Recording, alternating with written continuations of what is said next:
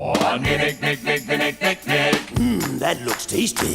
Nickelodeon. Isn't that you? You're scoring high. Everywhere you're never done. Checking out everything you can spy. Every day you're never done. Jumping on that silver screen. Never done, you're never done. Helping big and playing clean. Never done doing Nickelodeon. Who's that? A football head and a pigtailed brat. Get loud.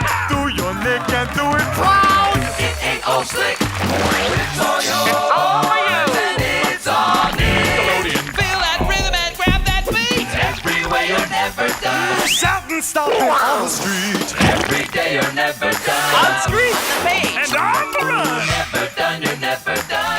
Never done doing Nickelodeon. Never done doing Nickelodeon. Never done doing Nickelodeon. Nickelodeon.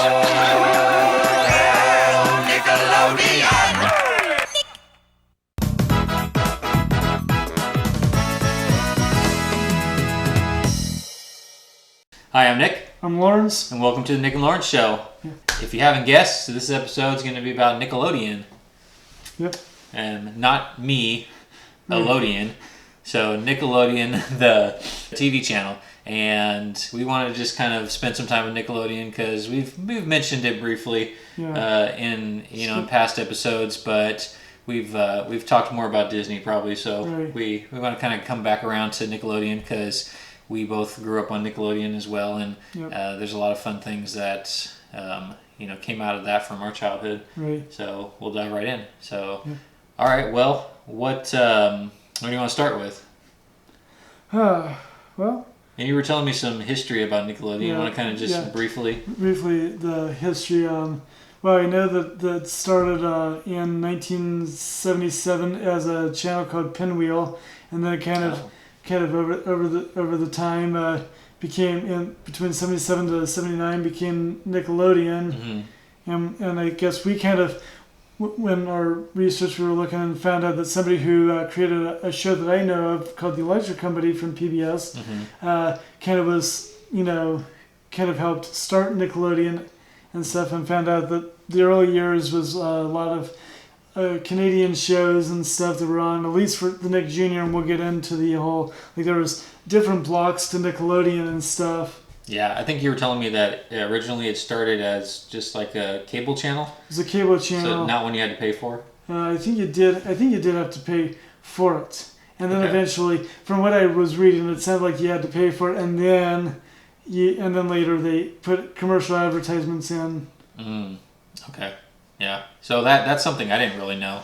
Watching Nickelodeon my whole life, I didn't realize that it started in 1977, and I guess from what we were reading, it kind of started. The concept of Nickelodeon started in 77, and then went for a couple years, and then in 79 they did a relaunch between 79 and 84.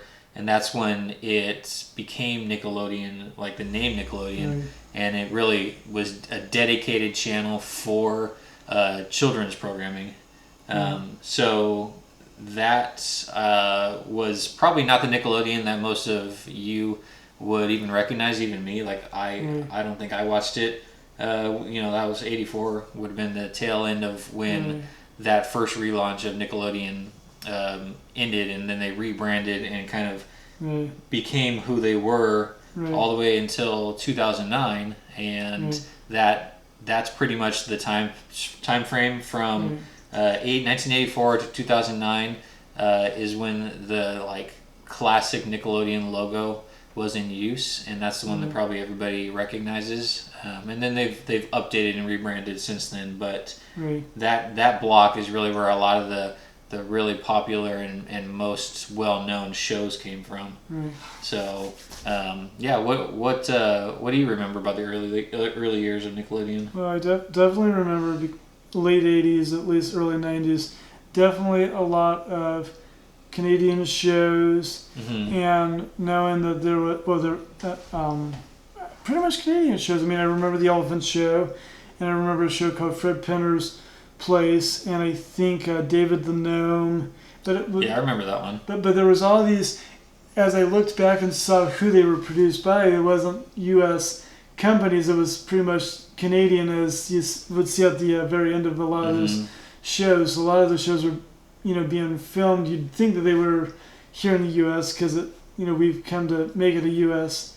thing under Paramount, and Paramount kind of owned it. I think Warner owned it, and a couple of other. Yeah, that's something you'll see in a lot of Hollywood and like movie and television productions is they outsource to Canada a lot, and I'm not sure the history around that or why a lot of stuff comes from Canada that we watch, as far as media goes, but it's true. There's a lot of Canadian influence in our shows, and I think actually the first show on Nickelodeon that was really popular, that kind of set the tone for Nickelodeon, was the Canadian show. I think it was called Are You Sure You Can Do That on TV, on television? Right. And that's actually where they introduced the green slime that Nickelodeon picked up and had in a lot of their other shows. So there's a fun fact about Nickelodeon that's always been interesting to me, and that has been there was a show that was made in Canada, and its history kind of went from the CBC down to PBS to Nickelodeon. So it was called Today's Special, but it finally, by the early to mid 90s, it made its way finally onto the cable as a show on Nickelodeon. And a lot of people have said, oh yeah, we remember Today's Special, not from, well, they might have remembered it from PBS. It was a little bit before I was born. It went into reruns, and then of course it made its way to Nickelodeon. And I've heard that other channels like Nickelodeon have had shows that have kind of, when they've left PBS, have made it onto other networks. Sesame Street, for instance, has made its way into a sister channel of Nickelodeon called Noggin. Noggin. Was that for like preschool? It was kind of for preschool. They did Sesame Street, The Electric Company, 321 Contact. All of the children's television workshop shows for PBS made their way to Nickelodeon on one of their sister channels like MTV and VH1. Yeah, VH1. VH1. Yeah, I like that about the children's networking, and I'm not connected from it I'm not connected to it anymore, so I'm a little bit more disconnected from children's programming, but it's just nice that there's channels out there like PBS and Nickelodeon and Disney Channel that still create content for children, and like specifically with PBS and Nick Jr., it's educational content for young kids. So, well, why don't we kind of just go into some of the shows that we remember? And I see you got something over there, and I'm curious. Brought a relic because it's definitely a Nick Jr. thing. This is a VHS from 2003. I never grew up on Blue's Clues, but my brothers both did. But this is their 100th anniversary Nick Jr.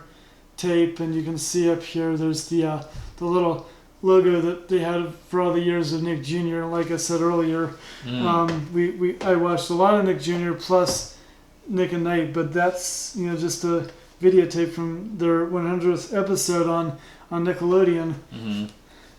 Well, so Blue's Clues and speaking of Blue's Clues, that was a popular children's program, and Dora the Explorer. So I should mention that on Blue's Clues, the creator who made Blue's Clues has currently, for those of you who are watching now or are catching up with us, the person who did Blue's Clues is now doing Daniel Tiger's Neighborhood, which is a thing of Mr. Rogers. And Fred got his name when he passed away in 2003. He got his name credited at the end of one of the Nickelodeon episodes of Blue's Clues. Oh, Mr. Rogers? He got dedicated after he passed away. Well, that's nice. Yeah, that's cool. A little history. See, things get tied between a lot of. Yeah. Oh, definitely. Well, the one thing that I find interesting actually about Nickelodeon is there were a lot of shows that I grew up on that I actually don't remember anymore. So my girlfriend and I like different Nickelodeon shows. We both grew up on it, but just talking about Nickelodeon and shows we remember. She'll say something like, "Oh, did you remember this show?" And I'm like, "No." But then, if you watch some clips of it on YouTube or something, I'm like, "Oh yeah, I remember that show." And then it just kind of comes back to you, like a lot of the game shows, like Double Dare, and actually, This shirt, if you don't know, it's from a game show on Nickelodeon called Legends of the Hidden Temple. Okay. And I'm not sure how long it ran, but it's one of my girlfriend's favorites. And it had different teams of kids who were competing against each other in this like temple-esque game show sets where they had to do obstacles and stuff. And so this was the Blue Barracudas, and if you remember the names of those teams, put them in the comments down below, and we'll see if we'll test your knowledge on that.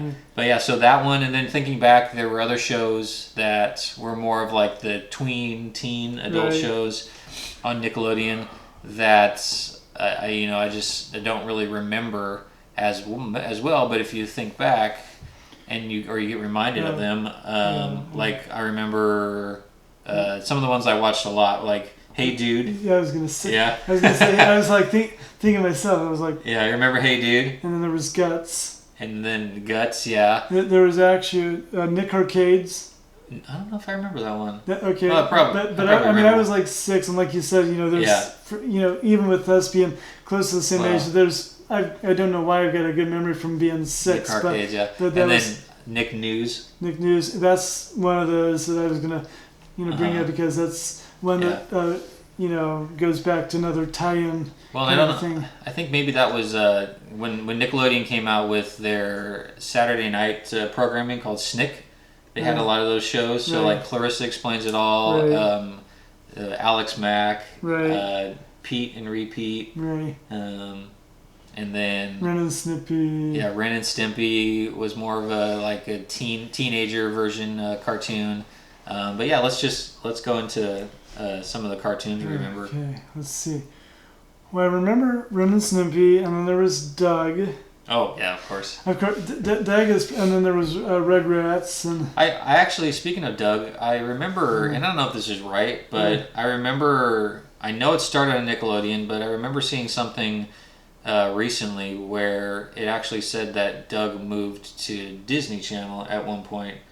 Do you know if that's true? I don't know. Yeah, because I feel like it might have just been a mistake on the internet, but if you remember Doug on Disney Channel, let us know, because it definitely was on Nickelodeon when I watched it. And then as I got older, there was like a time frame of, I don't know, it was like early 90s to like pretty much all the 90s, like from 90 to 2000. They had a lot of great shows that came out, and just tell me if you remember these ones, but one of my favorites, All That. Okay. So that was like a SNL for kids. Right. Which later got its own movie out of one of the spoofs on All That. Well, yeah. We'll mention that in a bit. Yes, we will, because I actually just watched that movie, or a part of it. It's like, I like it. It's one of my favorites, it's actually. One of my nephew's favorites. So All That, and then the spin-off from that was The Amanda Show. Right. And then from The Amanda Show came, a little bit later, Drake and Josh. Oh, yeah. And then Nickelodeon kind of went into this, like, they had different kind of teen programming. And so there was iCarly.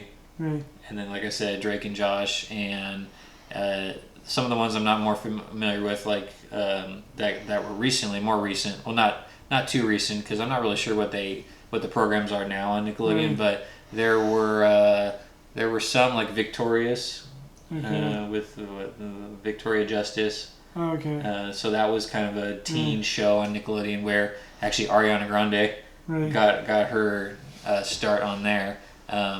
And then there was one with a boy band. Okay. I'm not sure which one that was, but they lived in a hotel. Yeah. And then also, no, that's Disney Channel. I don't want to get confused. But the other hotel.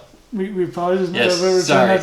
But yeah, some of those are just like iconic programming. Like, obviously, I think it stands the test of time, and that. Let me see if you know this one. Okay. So there's a show on Nickelodeon that you've probably seen, and probably everybody's seen and loved, and it actually was somewhat featured in the Super Bowl this year. So what show? Okay, well, I'll give you another hint. It's a cartoon. What's like Nickelodeon's most famous cartoon? That's right, SpongeBob. Yeah, of course. SpongeBob. But then, and of course, you had other cartoons that were of Nickelodeon. Was Hey Arnold. Yep. Yeah, the Hey Arnold had a movie. Yeah. And then the Wild And of Thornberrys. course, he was shaped like a football. Yeah. You always felt sorry for Football head. Hey, football head. Football. Yeah. Yeah. There were, and I honestly, I'll be honest, I still go back and I'll watch them. I'll watch those cartoons if I can find them. There's online. I think it's on. I don't know what the name of the streaming channel is, called Verve, I think. Oh yeah. And it features this streaming programming that Nickelodeon brought out called Nick Splat. Right. And so they show a lot of the 90s Nickelodeon shows, because that was really like the heyday of Nickelodeon, the 90s programming. So they have that online. You can look it up, look for Nick Splat, and you'll be able to watch a lot of those old shows. But I'll go back and SpongeBob's still on, actually, so that's interesting. Yeah. So I don't know if you remember this from the 90s of Nickelodeon. You probably would. There was a segment that they did in the 90s, and they had a popsicle stick. I can't think of the name. He had some sort of a name, but he had a name similar to that. But he was like this stick figure with a nose. He was kind of like the Mr. Bill of the day, and so he would always present the next like Nickelodeon cartoon. Oh. So, but on Saturday, like we were going to talk about like they had different sections for Nickelodeon, and in the mornings from a certain time they had Nick Jr., which was all the little kids for preschoolers, and then during the afternoon they had what was, I'm trying to think if there was. Something Nickelodeon. It was pretty Nickelodeon, but I think they had a name. But it was Nick Jr. in the morning, and then Nickelodeon. I guess what happened was it was just your basic Saturday morning cartoons after a certain hour. Well, they had kind of, I don't know if it was a spin-off or if it was separate. Like because on cable you would sometimes have separate channels for Nickelodeon. Right. So they had Nickelodeon, then they also had Nicktoons. Right. But you had to obviously like we've mentioned about Disney in the past, Disney Channel. You had to have a subscription to cable. Your parents had to have cable to watch it, or if you had a friend who had cable, you'd go over to their house and watch it. Otherwise, you would just watch the movies when they came out. And so, like, Hey Arnold had a movie that came out. I think Rugrats had a movie that came out. I think they had a couple of movies. And that was kind of more of the younger, but also like early teen kind of show. And then Wild Thornberries. Right. Oh yeah, that one was fun. It was a lot of good creative imagination kind of shows. Just a lot of different variety, and not sure really what's on Nickelodeon anymore these days, but I guess the shows that are on Nickelodeon today, I think we have Paw Patrol. Well, Paw Patrol is a Nick Jr. thing. I don't even. I haven't My really. nephew watches that one. Yeah, so Paw Patrol is one of the newer Nickelodeon movies. It's a Nick Jr. show. Trying to think. I feel like I've seen so much SpongeBob just floating here and there. So I've seen that. Yeah, you can't beat SpongeBob. Can't pass over SpongeBob, but I'm just trying to. I'm literally thinking. I mean, those are literally the only two shows that I know of on Nickelodeon today. I don't even think. As far as, I mean, Blue's Clues, I think is gone, and like I said, the creator of that is now working on Daniel Tiger's Neighborhood. So naturally, because she's working with PBS now, so she's no longer doing this. Well, it's kind of nice how they cross paths and kind of commingle, because so the creator of Mr. Rogers' Neighborhood, and then somebody else who creates something for Nickelodeon, and then the inner. Yeah. So Daniel is now related in like I want to say like step cousin. Yeah. He's kind of like to Blue. To Blue. Yeah. And then Paw Patrol. For anybody who is a Mr. Rogers fan like me, that's just it's an inside joke. Yeah. Well, okay. Well, we're almost out of time, but there's a couple more things that I want to mention. There's two more things we mentioned briefly. A movie that spun off from all that, and so we left that till the end because that's one of my favorites. Did you like that? It was a really good movie. Fun, huh? Probably could say a couple of the lines. Okay. Well, if you haven't guessed by now, we're talking about Good Burger. Welcome to Good Burger, home of the Good Burger. Can I take your order?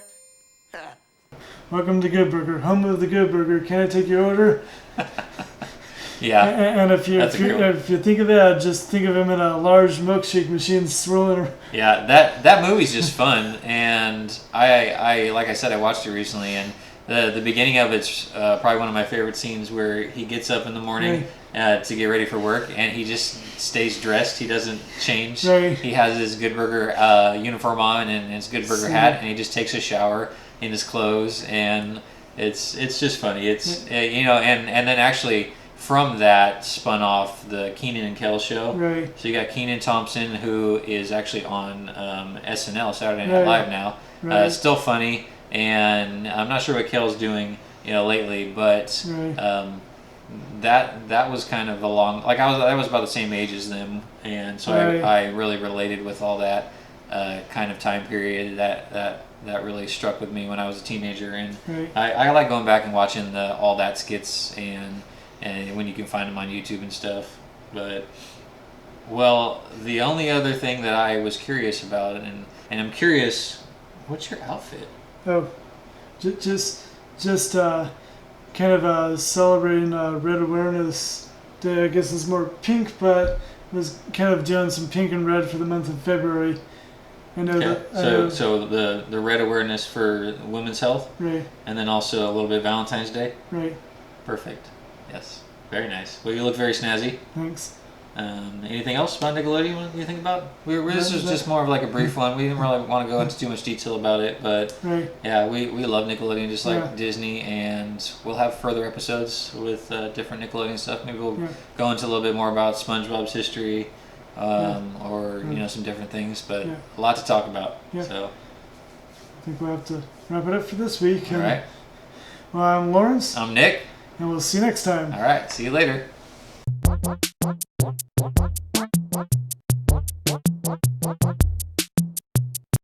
the Lord of Nick. On the Lord of Nick. On the Ricky Ticky Low while living number one Nickelodeon.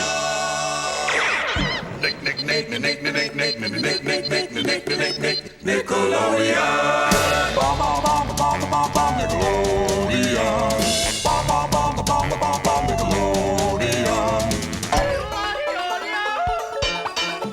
Aren't you glad you got your Nickelodeon? Is your home a Nickelodeon home?